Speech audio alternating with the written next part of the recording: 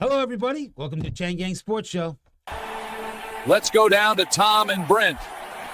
Welcome to the Hard Rock Stadium, and thanks to the Flagler Voice for creating this show.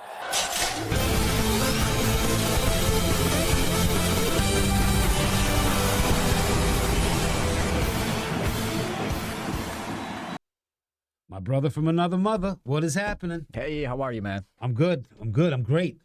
Does it get any better than this? National championships on Monday, football playoffs all weekend.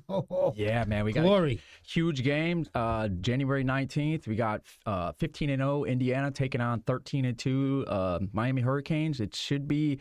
I know the spread's 8.5. Oh, that just kills me. It doesn't that seem like a huge spread for a national championship game? No, that's because Indiana went in and took care of business every week. They went in and took care of business every week. That's why you're undefeated.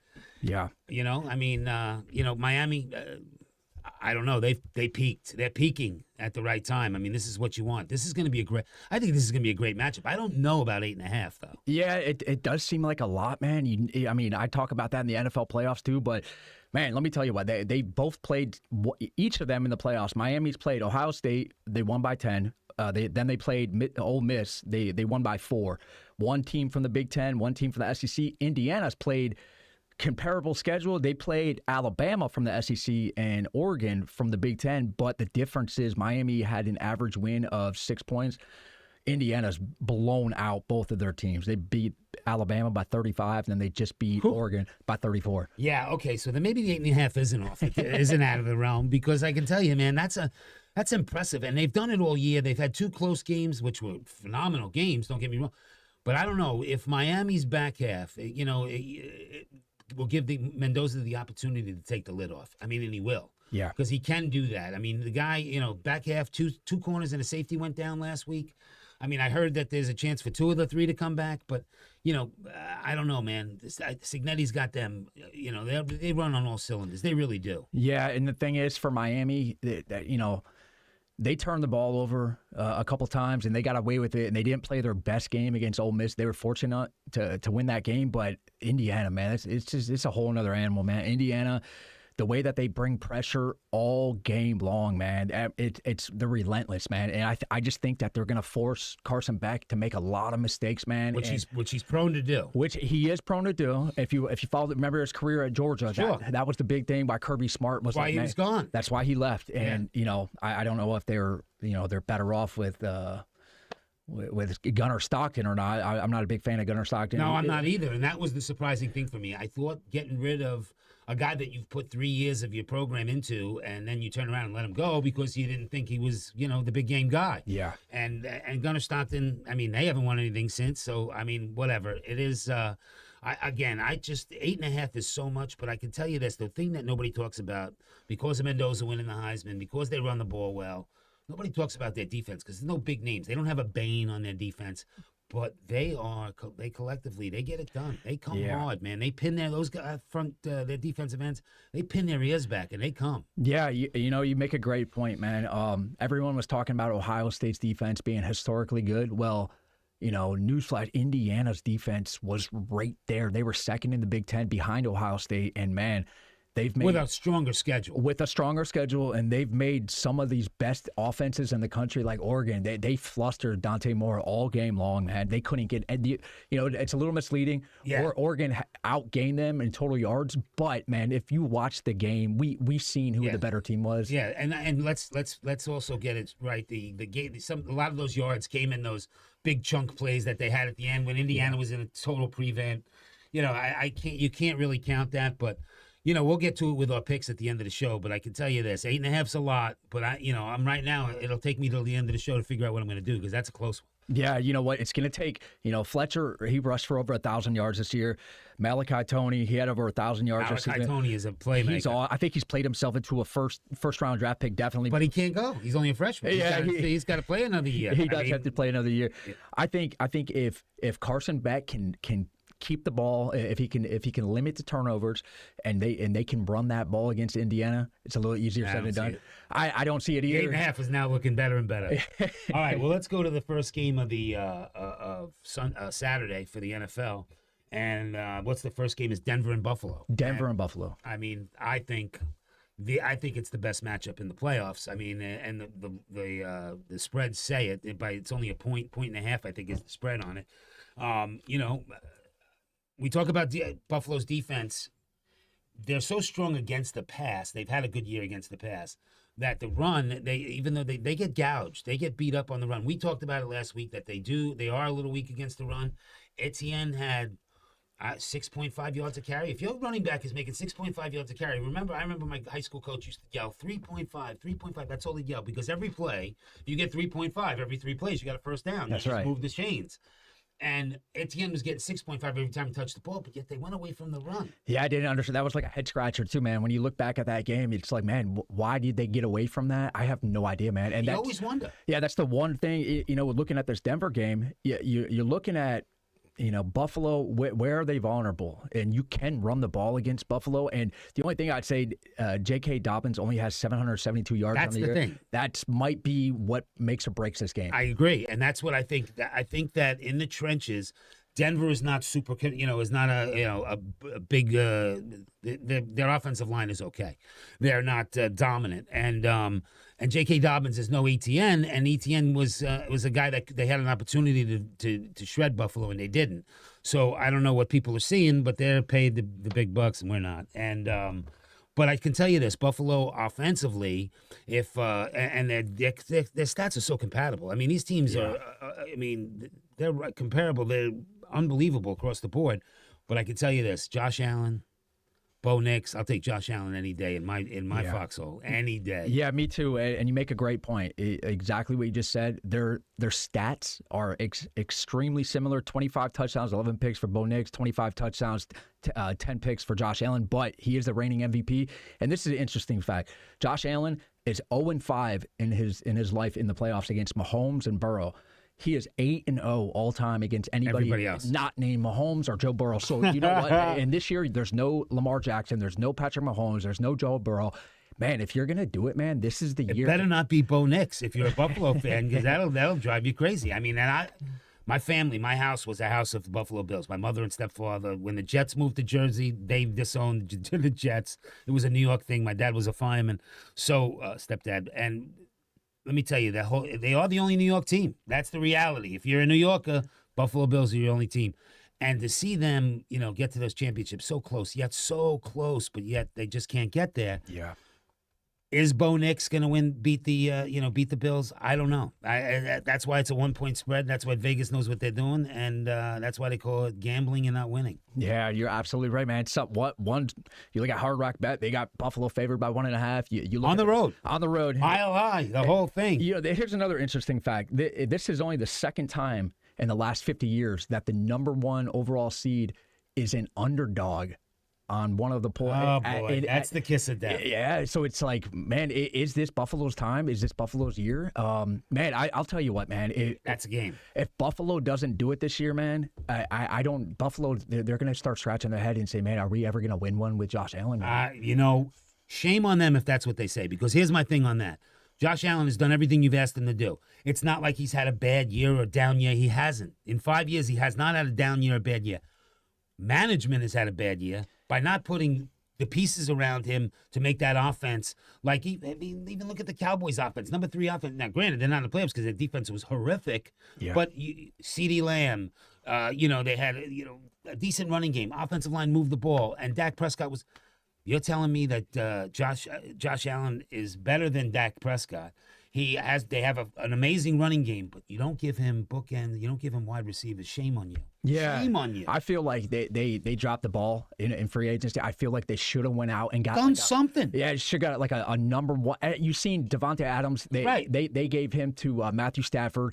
DK Metcalf. Look what he's done. 17 touchdowns. I mean, come on, man. I mean, and the other thing is too is you can't if you can run the ball. It opens up everything else, and they can run the ball.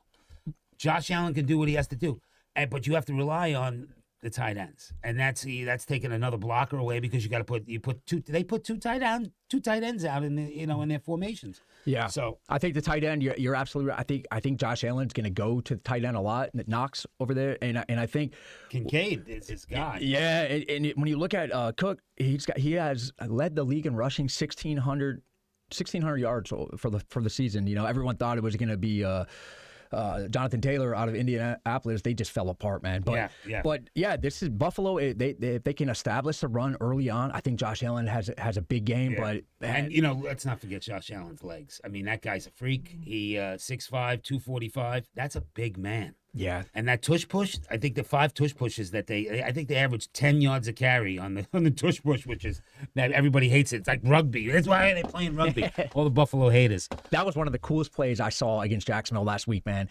With Josh Allen, it was 4th and 1 at the 11-yard line. Yeah. And they do the tush push. Almost went in. And they pushed him like a pushing sled, and they called it a touchdown originally, but he was down at the 1-yard line. But let's Travis from our group, big Dolphins fan, would not give any credit to Josh Allen. I go, brother, yeah, there was a tush push.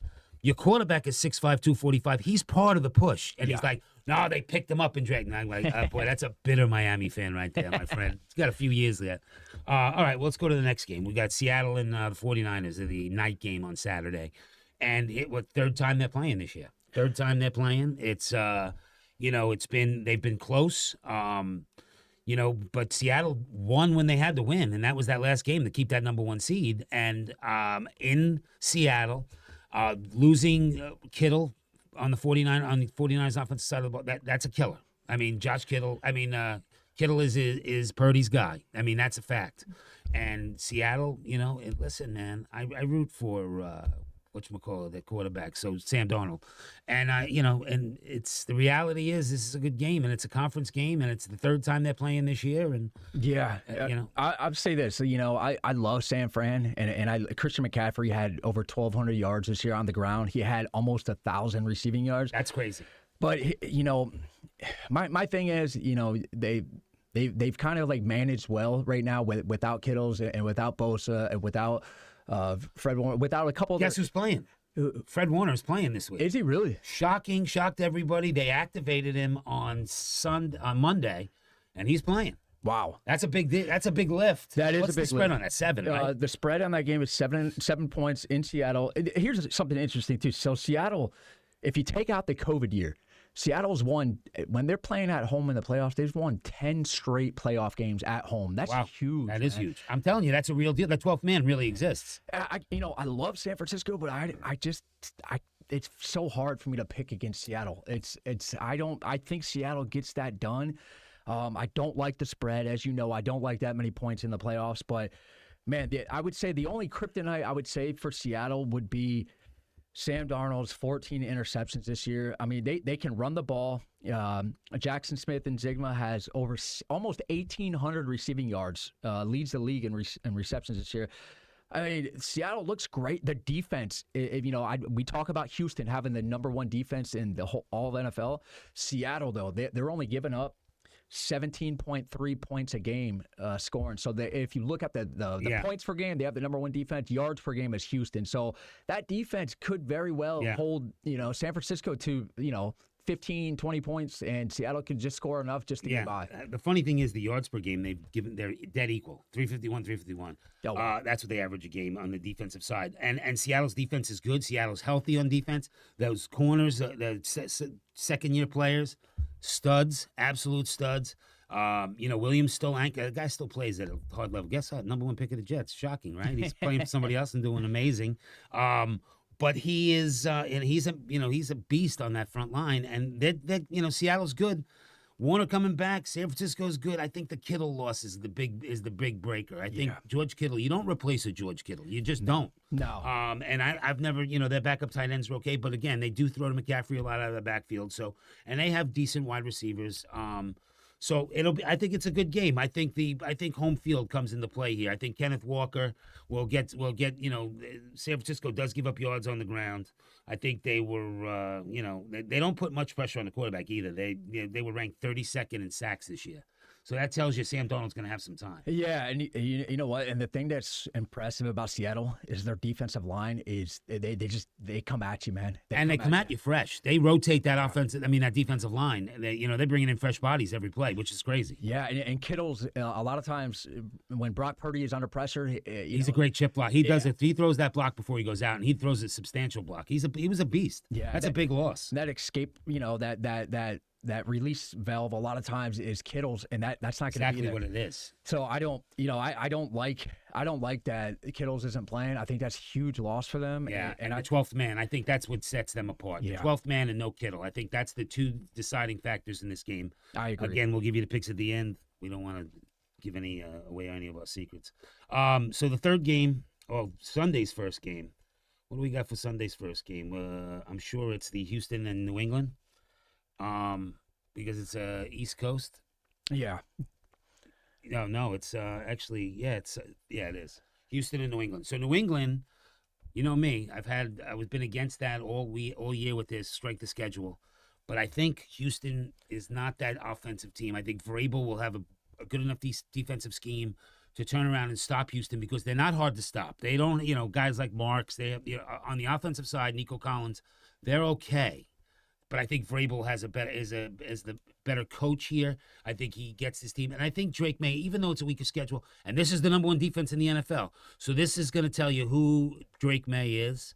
It's amazing that we've gotten to the second round of the playoffs to really find out if Drake May is really an MVP candidate or, somebody who was the benefit of a weak schedule. But this is the week we see. Yeah, I think you're absolutely right. With Houston, my biggest question mark, Houston got fortunate last week that Pittsburgh looked horrible on offense. Aaron Rodgers showed his age. They scored 2 defensive touchdowns. The final score was 30-6. Realistically, it's probably more like 17 or 14-6. The defense scored half of their points. But, C.J. Stroud, I know he was, big pick out of Ohio State a few years ago. And he had a great rookie season. He did. Phenomenal rookie He did. season. But what he did, he had 5 turnovers, and that's just inexcusable. And he was thrown off the wrong foot. I've never seen anything like it. His footwork was brutal. His overall, listen, they got it done. He got it done the fourth quarter. They put up 23 points. Yeah. So they did put it together, but I don't think in New England against Vrabel, against that, it's that whole Belichick, tree. Not that it's a very strong tree, but Vrabel is the strongest of them. And he does he's created a great culture there. Yeah. And with Stephon Diggs and everything there, I mean, they're legit. I think they're legit. I think it's a tall order for Houston. They got a great defense. There's no doubt it's not going to be a high-scoring game. The under would probably be my thing, but this is what it is. This is where I think that you have to have great quarterback play in the playoffs to move on. You got to have a defense, but I think this is where Drake May sets himself apart from C.J. Stroud, and the way he orchestrates that offense, it kind of reminds me of a little bit of like Peyton Manning-esque, Tom Brady-esque. I'm not saying he's either one of them, but he's playing great right now, and Josh McDaniels' offense is extremely hard to process for a quarterback. And Drake May, you look at the year, he's thrown for almost 4,400 yards, 31 touchdowns, 8 picks. I think Drake May is the difference in this game.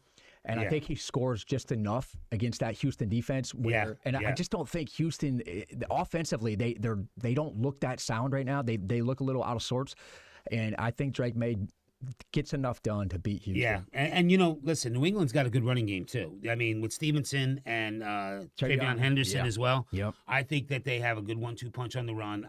Marks and Chubb are okay on Houston's side, but I think the offense comes down to that in the trenches, as we always talk about.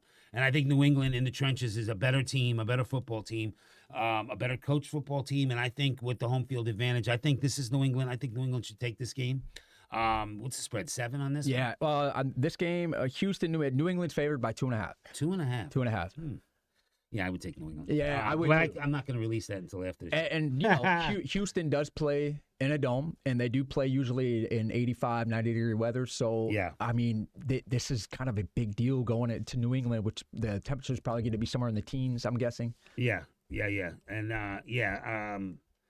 I got to tell you, man, that's another one of those good games. I think it's a better game than people think. I hope so. I hope Houston, listen, man, Houston brings it. Yeah. Defensively, they really do bring it. And I think Will Anderson is just a freak. He's Micah Parsons like, and I think he's even, because he's so much bigger, I think he's better. But that's a hard thing to say. He was phenomenal at Alabama. And this year, he really, what a year. All right. Well, last game of the weekend will be the Rams and the Bears, and I think that's a good game as well. I did too. I think it's like what Chicago Bears team, the one that's going to fourth quarter comeback. So you can't rely on those. No. But the Rams defense is, I saw it last week. They struggled a little bit and they gave up a lot of points. So it's which team is going to come out. Their defense is average at best, and yet. But Chicago with 22 takeaways this year, plus 22 on the takeaways, best in the NFL by a mile. Yeah. And that's a big deal. I mean, that creates a lot of different things, and it creates a shorter field for Caleb Williams. Yeah. And he's able to do things like that. Swift at 1,000 yards on the ground. Loveland is probably one of the best. He had a Brock Bowers type rookie season. I mean, he really did. He had some rookie season, but they expected he was the eighth or ninth overall pick. Yeah, out of Michigan. Yeah. You're right. I knew that was coming. And you know what? Coastal Loveland is steadily becoming a top 5 tight end in all of the NFL. Here's an interesting fact. You just talked about how Chicago has the most turnovers in the NFL. Here's the thing. When they're not getting those turnovers, though, they rank 10th in passing yards given up and 5th in passing touchdowns. And you look at Matthew Stafford, man, this year, 4,700 yards, 46 touchdowns, only 8 picks. This is where I think Chicago's been kind of living on the edge a little bit. Living on the edge. They've been living, fourth quarter. Fourth quarter. That runs out. You can't do that every week. No, and I think this is the week that it finally comes to an end. It was a nice Cinderella story. Ben Johnson, his first year. Sure. In Chicago. I mean, they weren't expected to be where they are. Not at all. Not at all. And you know what? It's a good story, but the good stories come to an end. There's an ending on each. I think book. the only people who may have thought this might have came was probably the Detroit Lions coaching staff. Yeah. And I think Dan Campbell probably quietly was like, man, we let one of the big pieces go. And you know what? You can't hold on to OCs, defensive coordinators. You can't hold on to them because they want a chance to run their own team. And Ben Johnson was the commodity everybody wanted. And I think he made a good choice. I think Chicago is a great city. I lived there for 12 years, 13 years. Passionate about their sports, especially football, Soldier Field, the old, monsters of the Midway. They love their team, and Ben Johnson went there and did what he was supposed to do, and he did it so quick. Yeah. Nobody expected this. On the other side of the ball, I got to tell you, I think Sean McVay is an offensive genius. Do you ever see what he can do? They can ask him, this is amazing, and he's proved it. They'll say, okay, third game of the year last year against the Falcons, on the 5th play before the half, on the second to last play before the half, what play did you run? And he'll tell you the exact play, how many yards, and who was involved. Wow, that's amazing. Freakish. He can do it for years ago. He knows every play of every moment of everything, and you can see that when he gets a team prepared, they're well prepared. They're well prepared, and they make great adjustments at halftime. Well coached. Another one of that, that coaching tree is pretty strong. Yeah. Kyle Shanahan. But I can tell you this, like you just said, Puka Nacua, Devontae Adams, Kyron Williams, Corum. I mean, that's a lot and Higbee they have a tremendous offense. If their defense can, keep them in the game against Caleb Williams and stay strong for 4 quarters, I think you're right. I think the dream ends, and I think this is the Rams to move on. And you know what's funny? You talk about Sean McVay. He's like a prodigy, and he's one of the youngest coaches in the NFL. He's got this kind of same strategy that Bill Belichick used to have. He said, he doesn't care if he gives up a lot of yards between the 20s, but when in that red zone, they kind of hunker down a little bit. I think the Rams offense is so good that their defense can afford to give up maybe a 17, 21 points, and I think Stafford and company is going to put up enough. I'd like you make a great point. I think this is where Chicago, coaching and just overall defense comes into play here. I think Sean McVay is one of the top 3 coaches in the all of NFL. Ben Johnson is definitely on his way. He will be. Yeah, you can't do it on one year of body of work. I mean, there is a body of work that has to go with the talking about coaches like that. And Sean McVay is that guy. I mean, I love him. I love his energy. Yeah. He's just a great story. He's a great human being. Which you love too. You don't like these guys that go on with that chip on their shoulder when they go into like Belichick was. He was a reporter's nightmare. You got to admit that. Yeah. But always the thing that echoes in my head when it comes to watching football and coaches and preparing. do your job. Yeah. If you are a great coach like Belichick was, like Sean McVay is, if you do it, if the 11 men do what they're supposed to do in the play, the way they draw it up, it works. Absolutely. And that's it. Believe in the system. Believe in the in the philosophy of the coaches, and you win. That's how you win. Yeah, just to quote Kyle Whittingham, you need the team more than the team needs you. That's the philosophy of Sean McVay, Bill Belichick, and that's a great motto to stand by. Yeah, and this year McVay's been able to bring in, when you talk about plugging in players, when you get to plug in a Devontae Adams next to a Puka Nacua after you lose, that's going to be Cooper Kupp. Cooper Kupp, yeah. That'd be nice to see. Who would have ever thought Puka Nacua was going to be this good? Wow, wow. It is wow. He might be the best wide receiver in the NFL right now. And I think it's always quarterbacks winning MVPs, but Nacua, let me tell you, man, he's going to win one. I wouldn't be mad. I would not be mad if he wins the MVP any year coming up in the next 3 or 4 years. And I think it's bound to happen.